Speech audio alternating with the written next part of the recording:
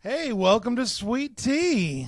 Hey, welcome. Morning. How you doing, Caleb? Good about you? Good. I'm doing real well. You had a busy weekend this weekend. You guys were doing kid stuff. We had Mother's Day stuff. So many things. Yeah. All right, Mother's Day go well at your house? It did. It did. All right, because I'm great at getting in trouble on Mother's Day. All right, I was the pastor. I counsel young pastors because I was the pastor of first Mother's Day. Kim was pregnant with Ransom, and they were recognized. I was like, well, she's technically not a mother yet, and I got in trouble for that. So I'm usually in the doghouse, but no, it was good this Mother's Day. So I'm glad you guys had a good Mother's Day.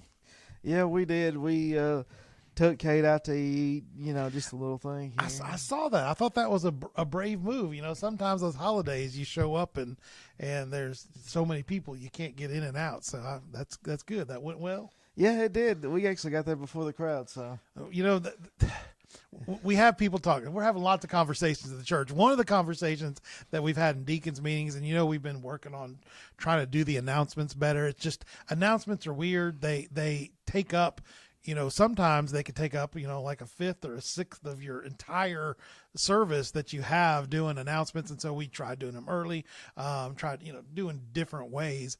And part of that, I just lost my train of thought. I have no idea where I was going. What did you just say before that? So that we got out early. And so part of that, I was like, we could fix that, thing by just expanding the service.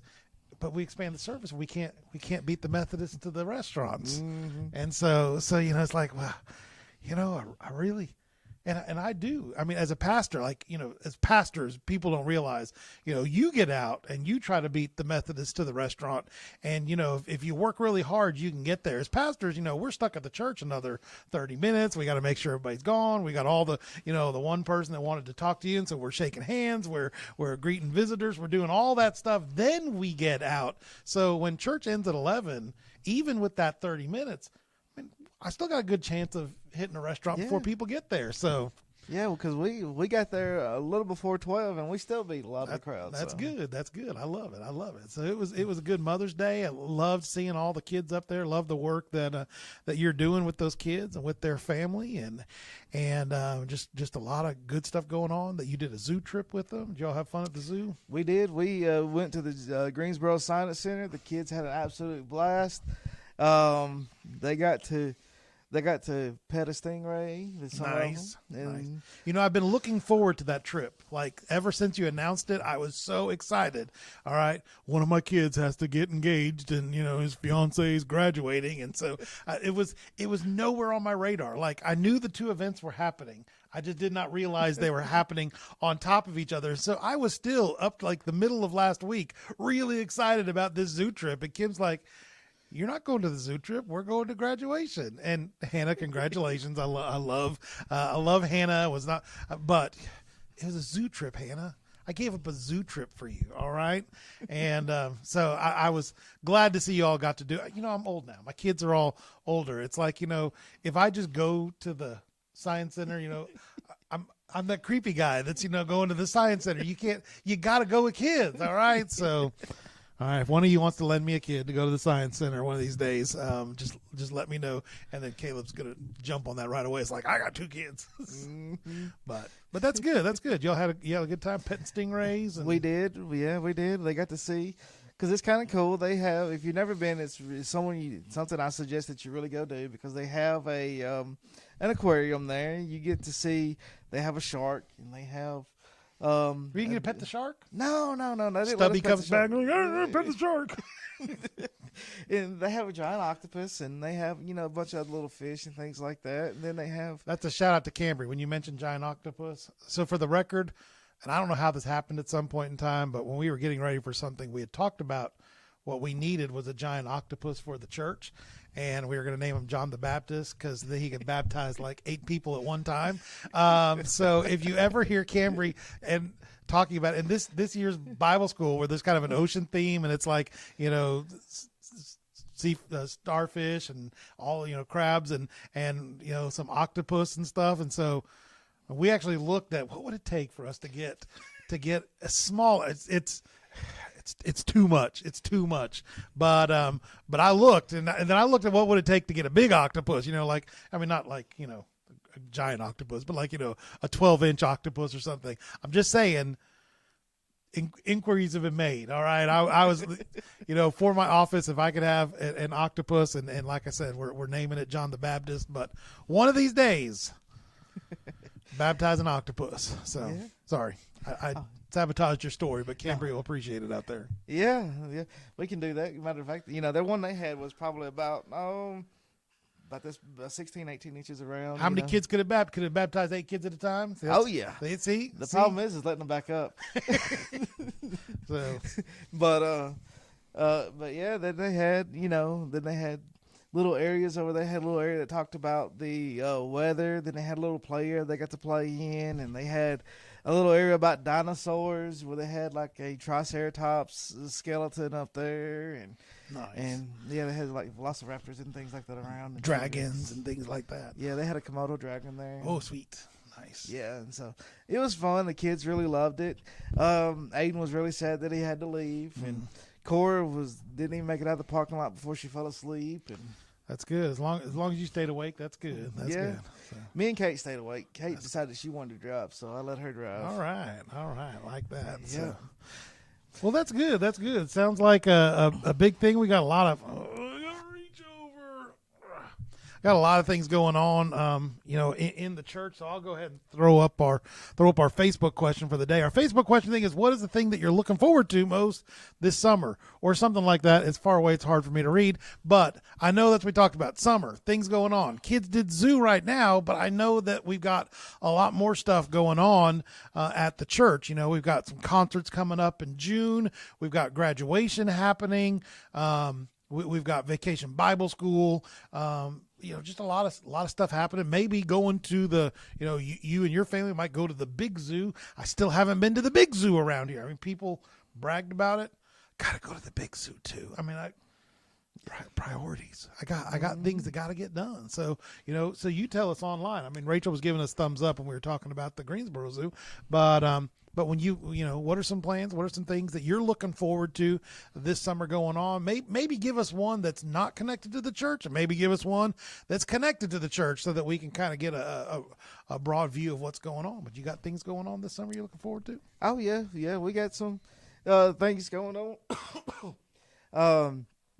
Me and Kate's looking at doing some, local things with the kids this summer. They're going to Mississippi the same week that we're doing Camp Caraway, so nice. That's a couple things that that's something that we got going on with the church. Is we got a couple ladies going to Camp Caraway with us, and that'll be fun with them. And Rachel thinks the big zoo is going to be too hot if we go during the summer, so she says let's wait till the fall. I've been to the Memphis Zoos during the middle of the summer, so that was.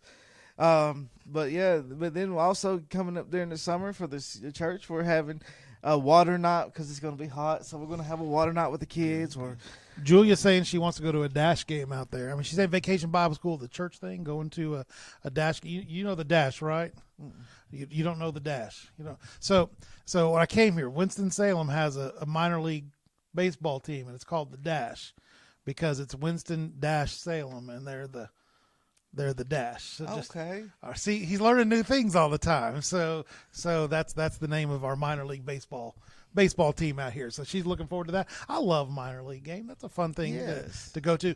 Minor league games are the best, like in every sport. Like I mean, I'm a big hockey fan. Minor league hockey games because they're just so wacky. Everything about minor league games, they're like, let's do normal, and then we got to do something over the top, and they're great. So that's good. That's good. Yeah, that's something they need to know because me and Kate always like to go to like minor league games. We always used to go to Memphis Redbird games and things like that. Nice. So, all right, were they connected with the Cardinals? Is that? Yes. All right. Just because I want to say there was Oklahoma City used to be the Red. I don't think the Red Birds, maybe Red Hawks or something. It changed around. Like Oklahoma City was an affiliate of the Texas Rangers, and then they were an affiliate of something else when the Rangers started bringing more stuff Texas-wise, and now they're affiliates of the Dodgers for some reason. I'm like, how is Oklahoma City's affiliate the Dodgers affiliate? But it just jumps around, so that's cool. So that's and so that's something neat to know. But we do, and then like I said, the week that we're going to the Camp Caraway, Kate and the kids are going to going to Mississippi, and then Nice. Kate's taking a cousin trip to somewhere. Woohoo. And so, That's good. Yeah. That sounds fun. I like that. In Connecticut, the Hartford's minor league team was the Yard Goats, and so love me some Yard Goats as opposed to your normal goats, your working goats. I don't know your accountant goats, but they had Yard Goats up there. So yeah, we had the Memphis Redbirds, which was a AAA team, and then you had the Jackson Generals, which I think was a AA team. Nice. And so we had that close by all around us. So That's good. That's good. Well, my summer is just jammed. I mean, it is just jammed. I mean, Vacation Bible School coming up obviously is a huge, huge thing for me. I learned from a long time. I had a seminary professor that he's like, if you could do just one thing a year in your church, like your budget was slammed, your volunteers, and you could just do one thing a year. He's like, I would always do Vacation Bible School because it is the best opportunity for you to reach into your community, to make an impact, to show people that you love them, to really be able to get a pulse on what's going on in your town. If your town doesn't have any young people, if there's no young people in your town whatsoever, your town, your church, it's going to be shrinking regardless. That's not a problem of your church. That's a problem of the demographics of your town. But the reality is there are families, there are young people out there. And as a church, we have to learn how to reach out to them. And so I'm big on that, but that's going to be like June. All right. I know it's the last week of June, but for you, for me, for your wife, for my wife, for the people that are involved, Vacation Bible School doesn't happen the last week of June. It happens all of June. And so it's actually already, I had to drag Caleb out of a Vacation Bible School impromptu meeting with some people that just showed up right before Sweet Tea. So Vacation Bible School is already going on. Yes. So that's a big deal. But then my July is just a lot. Kim and I are celebrating our 30th wedding anniversary. So we got married July 9th, 1994. All right. So just how old were you in 1994? I was 9. 9 years old. Look at that. 1994 was when Kim and I got married. And so this is going to be our 30th wedding anniversary. And honestly, we've always tried to do like, hey, one of the big, the zeros or the fives or whatever anniversaries, go do something. And it seems like every time we try to do that, something gets in the way and there's something that's sabotaged us, stopped us from doing it. And so we haven't ever done like let's really, really get out and go away. And we're not really, we're going to Virginia Beach, which is in driving distance, but we're going to take a whole week off. We're going to go spend some time together and just to enjoy. We've been married more than we haven't been married in our lives. And so, we're 50 years old, being married 30 years. So we're working on, a good 60% of our lives we've been married to. So it's getting there and loving her more every single day. And so that's the beginning of July. The end of July, Tate's getting married. And so we're just, we're bookending July, and everything in between is just, figure it all out, run it all together. And so those are the two big things that I'm looking forward to this summer, like personally, just cramming it in July. And then, when August comes, we'll breathe and we'll take a break. So. See, what he doesn't know is me and Kate's secretly going to sneak out to Virginia Beach, during that week and join them. Come on, see if you can find us. I'm gonna be in my Speedo down on the beach, and nobody's gonna want to come see that, other than the people pushing me back in the water. That whale has come out. So, but yeah, we're looking forward to it. Yeah, that'll be fun. Yeah. Like I said, in July, we have Camp Caraway, the 8th through the 12th. That'll be fun for them. So we do have that going on in July. And I'm looking at towards the end of July, probably the 3rd Wednesday night, I'm probably going to do the water night that night. That's what we're looking at doing. And so that'll be fun. And then in August, we're going to do a snow cone / game night. That's good. To get that ready going. And then towards the end of August, we're going to do a back to school bash. So That's good. We actually have a lot of things, like our young adult class is working on trying to do kind of a kickstart for a teenage group, for our youth group. I I always call it youth group. I'm sure Mississippi youth group is your middle school and high school. But when we were up in New England, youth just meant anybody in school. So when you talked about a youth group, they could be talking about first graders, they could be talking about 12th graders all together. And so I've stopped saying just youth group by default. But when I say youth group, I mean, middle school, high school group. And they're looking at ways that we could launch a ministry with that. And so I think in August they're talking about none of it's planned other than discussions have started, like what can we do to maybe do a launch and start trying to, the new school year, have an actual youth group ready to go. And so we're looking forward to that. A lot of possibilities of those things going on. Yeah, that's exciting in itself, and that's showing even more that, as a church we're growing, and that's that's something that's really exciting. We've seen all the kids on the stage this past week, but there was even more kids here than there was on the stage. Yeah.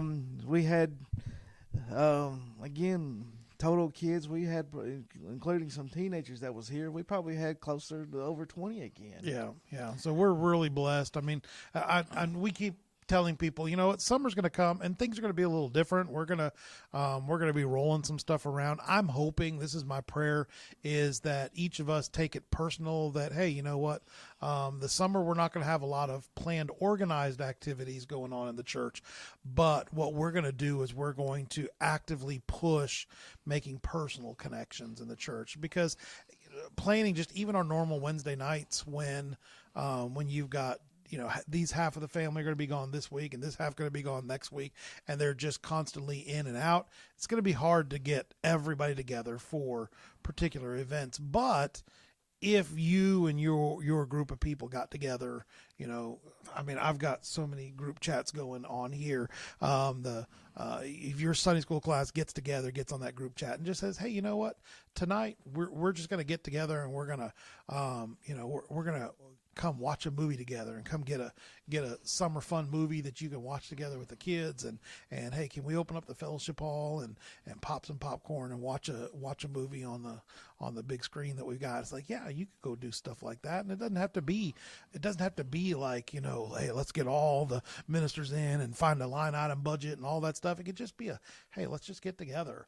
We're going to go do this thing. All right, well, hey, let's come with us. Hey, middle adults getting together. Why don't we go do an activity? Like when we used to go axe throwing or go to an escape room or something. We're just going to go out of the park and just do life together. Mm-hmm. I've got to do the axe throwing. I've never done that before, so. I think you might have missed it. I say axe throwing, but the one in Clemens closed down because I think it's like one of those things. It was kind of had its curve. It went up. It got exciting. They started doing like axe leagues, like you could go and join a league and I guess become a professional axe thrower or something. But it was a fun thing. I don't know if there's even one left in Winston-Salem, but there is. Is there still yeah, one? there's Right. like 3 or 4 over there. All right. Well, that's good. There was one in Clemens that was over next to the Aldi over there, and so we went to it a couple times. So it's just fun to get out and just do an activity. Go out to we got a lot of golfers, get together with groups and go out to the links. And I know it sounds weird and cheesy at times, but when you do those things, especially as a church group, take a picture. Send it here to the office. We like to post stuff like that online. If you don't want it online, say, hey, I don't want it online. But we do have, like Joe is helping with our historical stuff upstairs, and she's been kind of going through stuff. She and the Greens and Chris and Phyllis and Robert have been going through that, working on the 50-year history of the sanctuary. And so they're going through a lot of that stuff upstairs. And just to be able to have on file pictures from 2020 and 2021 and 2022 and 2023 and 2024 to have pictures on file so that 30 years from now people will be able to look up and say, oh, this is what God was doing in the church at this time. The history of the church didn't stop when that banner upstairs stopped. Yeah. There's been 10 years of church history since then, and by the grace of God, I tell people, hey, we're celebrating 50 years of that sanctuary. Well, here in like 7 more years, we're going to celebrate 150 years of the church being in existence. And when we do that 150th party, and we're up here celebrating together, doing that sesquicentennial thing, and having that great time together, I want us to be able to pull out pictures of things that we did this summer. I want us to pull out that big old picture of Vacation Bible School last year, where we had the whole stage filled with kids and workers and stuff. I want that to be a part of the storyline, and I want us to be able to look. When we came in, we did that very first vision study, the Let Your Light So Shine. We put a chart in there where it showed, hey, here's the graph of what was going on. I got to do it backwards. This is the graph of what was going on, because the table upstairs shows the decline of our Sunday school classes. But you know what? Sunday school classes turned around. We're starting to see more people come and be a part of it. We're starting to see some growth happening in our Sunday school class, and I want us in the year 2031, when we're celebrating our 150th anniversary, to be able to continue to extend that banner upstairs, and to be able to show people, it's like, look, this is where we went, but this is how God is continuing to do work through Louisville Baptist Church. And it's because of the history. We're going to talk some about that this coming Sunday. This coming Sunday is next Sunday. This coming Sunday, Tea Party. Mm-hmm. Tea Parties this Sunday. We're talking about being the children of the King. The next Sunday is Memorial Day, and while it's Memorial Day is a time for us to remember those that paid the ultimate price for our country, we're also going to use it as a time to remember there are people that gave it all for the church, for what God has done here at Louisville Baptist Church. So we're looking forward to it. Yeah, that'll be a great time for that, and the kids will be in there for that, so that'll be good, because it'll be the fourth Sunday, and so. This Sunday, like you said, they're having a tea party. So, ladies, if you have a little girl, bring her. I guarantee you, Kate's probably going to try to bring Cora in her little princess dresses. That's right. The theme is Mario. You got to come dressed up like Princess Peach. All right. I don't know. That's the theme. If it was Mario, Aiden would show up. But yeah, come dressed like a princess. Come dressed in your best princess outfit. Your queen outfit. Just come in your best. Get ready for the tea party. Yeah, and there's a picture. Of course, it's Cora. You can tell she's really tired in it. But Kate took a picture of Cora dancing around the house and saying, "I'm a princess," and so definitely Cora's got to be there. That's good. That's good. But and I know many other little girls are going to be there and say that they're little princesses. And the years past, we've always had just some great support. Ashley's now one of our children's workers downstairs. Mm-hmm. She helps teach in our children's department for Sunday school. She's always come dressed up like a princess. Cambria has come dressed like a princess before, and they always do such a wonderful job, just kind of loving on those kids and being a part of that. And so you can be a part of that as well. All right, you don't have to just leave it for those college girls. You can come and help out with that downstairs, and ultimately we would love to see, as that youth group, that teenage department grows, that becomes a great way for those teenage college girls to be able to love into those little girls growing up, because who doesn't, as a little girl, love seeing a real princess down there and being able to celebrate with them. And so it's a great way for you to be able to live into them. And it doesn't have to be a princess theme. I mean, once again, it's a garden tea party thing, and so they just have a wonderful time. We want you to be a part of it. Yeah. Yep. And that's always great. And there's one thing that's really good about this, is that being able to love on all these kids, because we're getting more and more kids to love on, and so it's great to be a not a actual grandparent, but maybe a glorified grandparent for some of these kids. And so that's being the grandparent that's down there is such an amazing thing, and these kids are longing for that in many ways. And so I know sometimes we think, I'm just a little lady or whatever, but these kids are looking forward to having that impact. And honestly, a lot of these young adults that are growing to be great moms like so many of you were. They actually love seeing your example and learning from you and growing in those ways. And so we're looking forward to that. And honestly, something like this tea party could end up being, if we wanted it to, if we worked on it, could end up being one of the biggest draws and biggest things that happens in the church every year, because our communities so often are looking for those positive places to have our kids engaged and our families engaged, and it's one of those exponential things. I think about it like with a Vacation Bible School. A Vacation Bible School,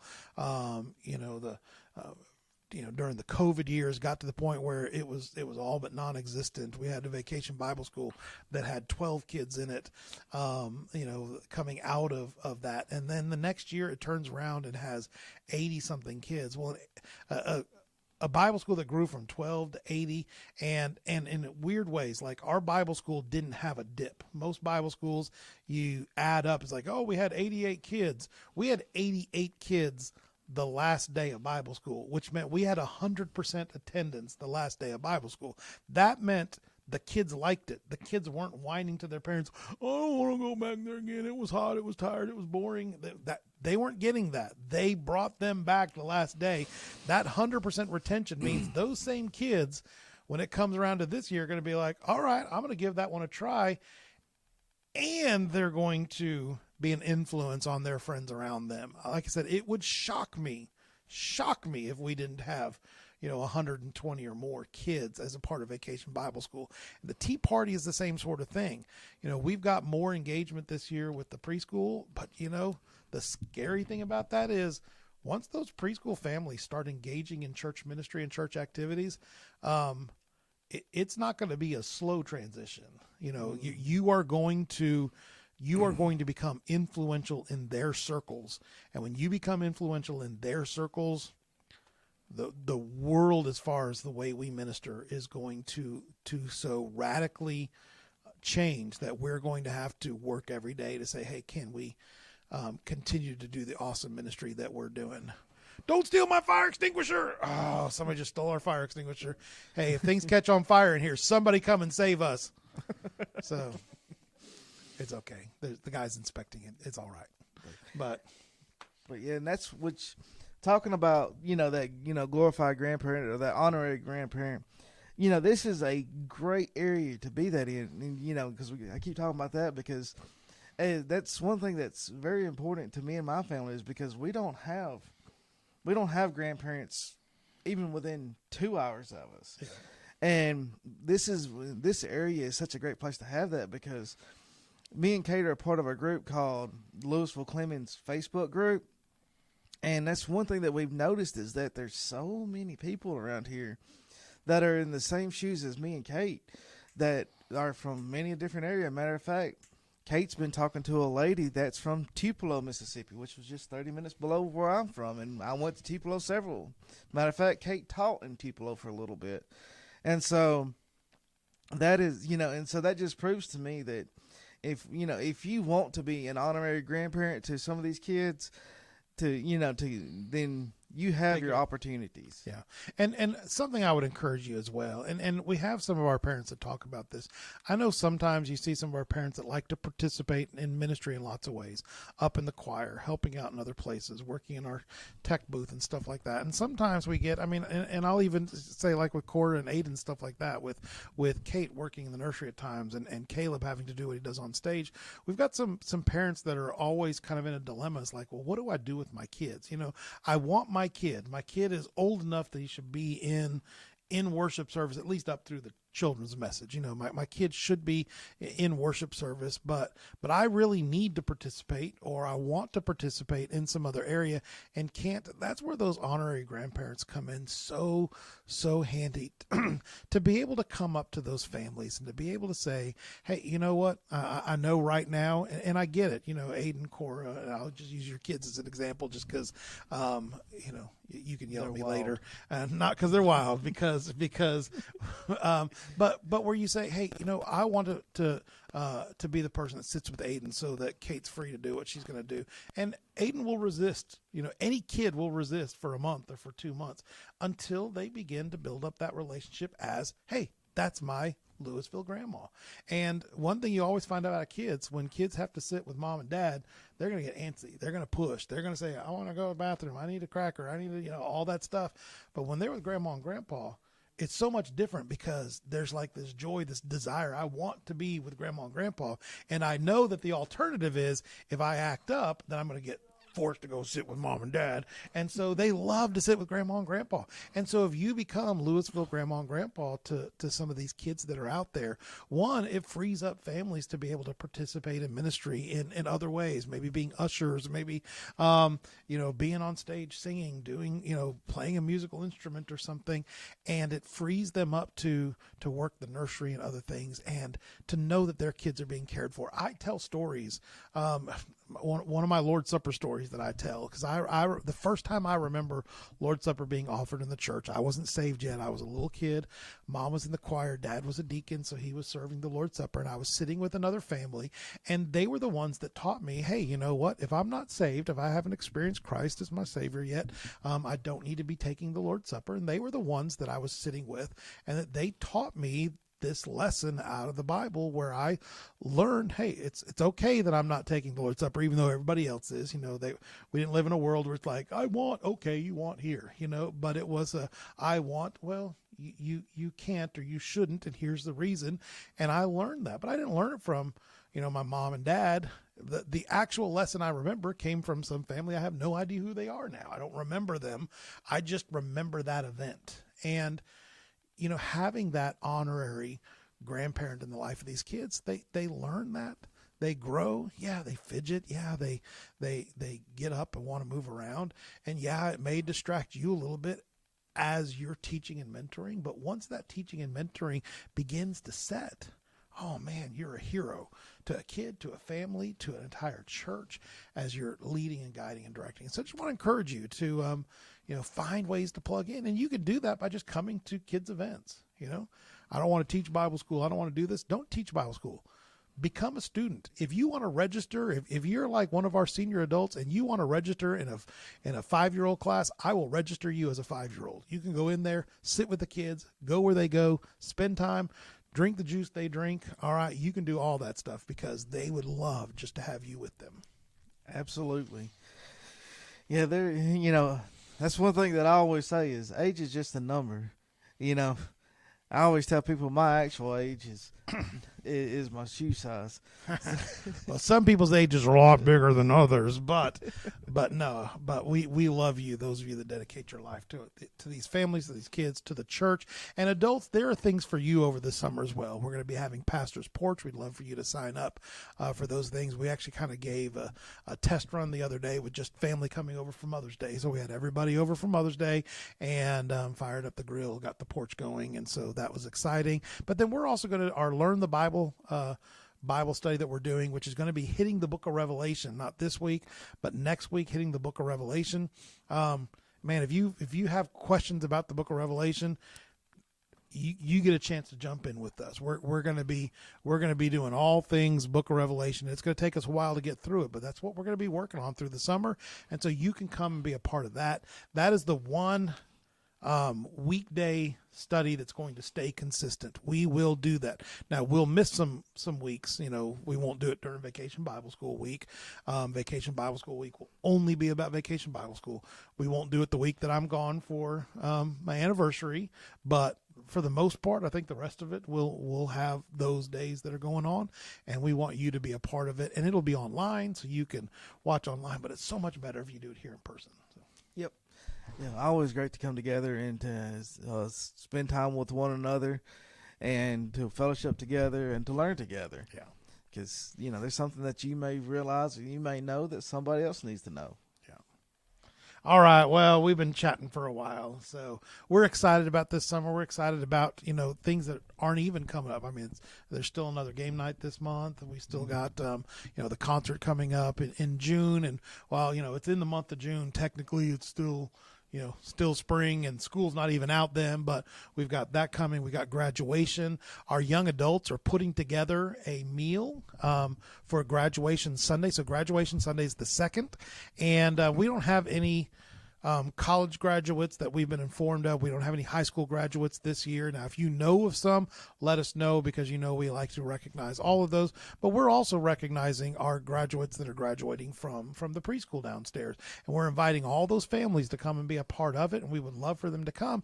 And the young adults thought, what if we invite them to come and we feed them? We have a meal afterwards. And we're actually having conversations right now with some of them.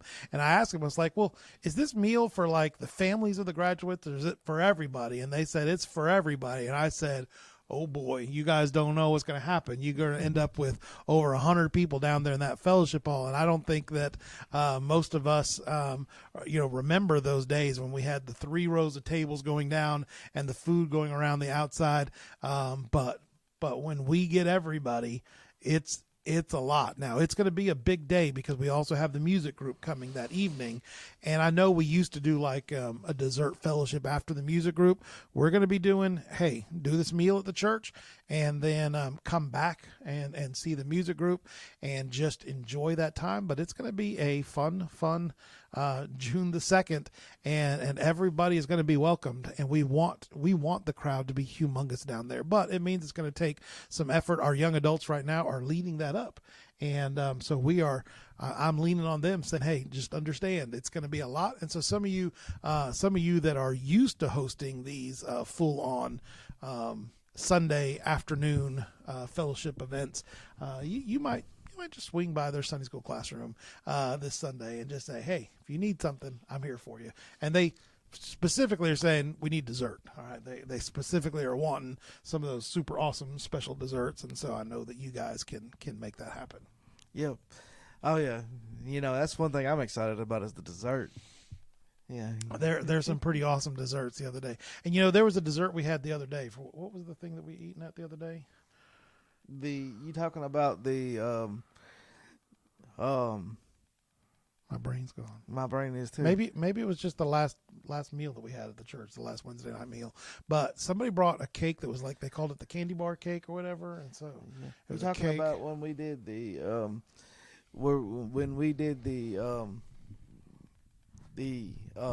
But anyways, yeah, we did the big vent together. Yeah. It was the and so we had the candy bar cake that was made out of candy bars crushed and the cake stuff. But I was told it was still warm when it came out of the oven, so she didn't get to put all the frosting on. I was like, wait, there was more sugar that was supposed to be on it.